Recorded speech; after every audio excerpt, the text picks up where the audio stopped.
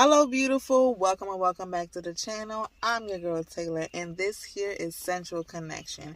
Here on this channel, we're all on a journey to find our best selves. And what that means is we're going to allow the love of God to manifest and stir some things up on the inside of us so that we can put our best selves forward, our best selves. So if that is something you want to tap into, that is something you want to do for yourself, then definitely hit that subscribe button below to join the fam.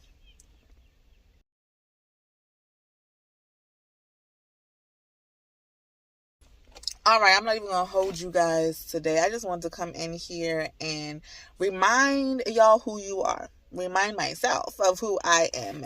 And to let marinate just a little bit of something. The power of our no. The power of our no. Sometimes we forget that no in its entirety is a complete sentence. No is something that we are allowed to say.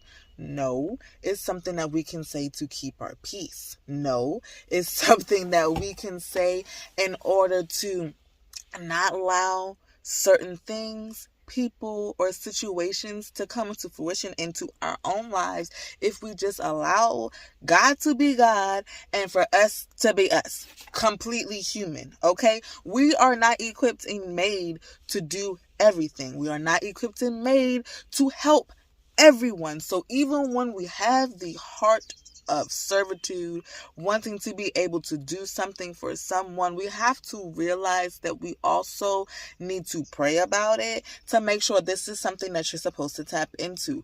Pray about it to make sure that you're not about to stress yourself out with a whole host of other things that you couldn't foresee on your absolute own. God knows all, God sees all, He helps all, and He has a plan for everything. Yes, we have no reason to interrupt His plan simply because we believe that we can, even though He said it's not for you. Just because we can doesn't mean that we should.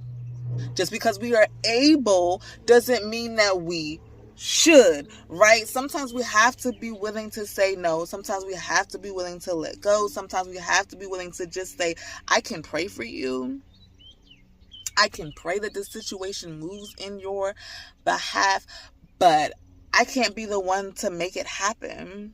I can't be the one responsible for this thing that you are believing that I need to do for you. I have to be able to tell myself no, and tell myself and forgive myself for not being able to do things that I may have been doing in the past, I may have been currently doing, but realize this is not supposed to be for me because it's causing a whole lot more confusion, it's causing a whole lot more stress, it's causing a whole lot more host of other things that I didn't realize I was going to have to encounter that's not truly benefiting me or really the other person for that matter of fact, simply because it's causing so many blockages. It's causing so much more to attach itself onto me when the only thing that I really want to attach itself to me is God Himself. Because when God attaches to me, it's peace, it's love, it's joy, it's growth, it's becoming.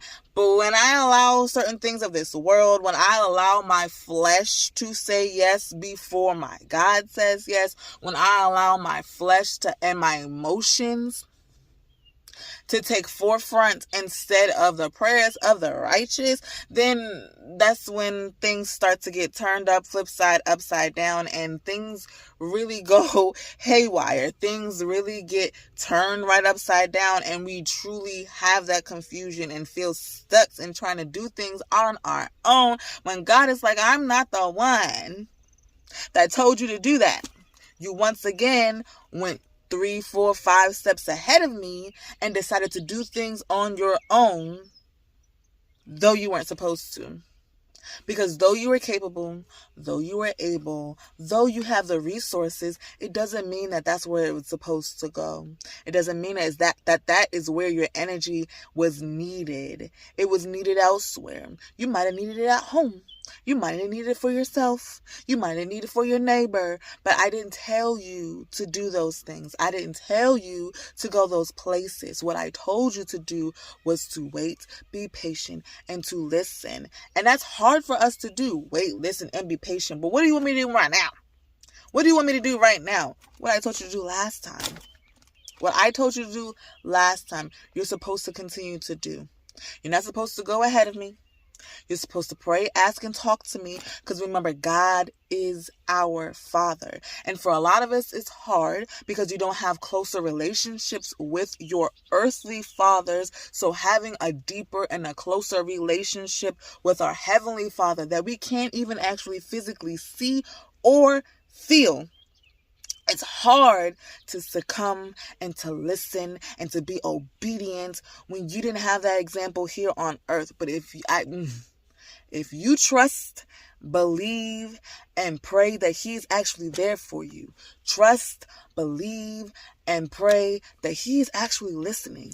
Trust, believe, and pray that He will give you the answers that you are actually seeking after, then everything will come to pass. His will surely be done if you continue to be patient and work with Him, work through Him, allow Him to truly flow and have that true abundance within you, then everything will come to pass.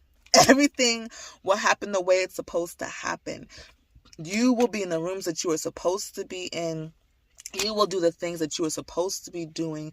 You will truly grow. You will truly have the victory because God has already had the victory from the beginning of time. No matter how many times we mess up, no matter how many times we turn our cheeks, no matter how many times we said, God, I got this better than you got it because I don't see anything that you are doing.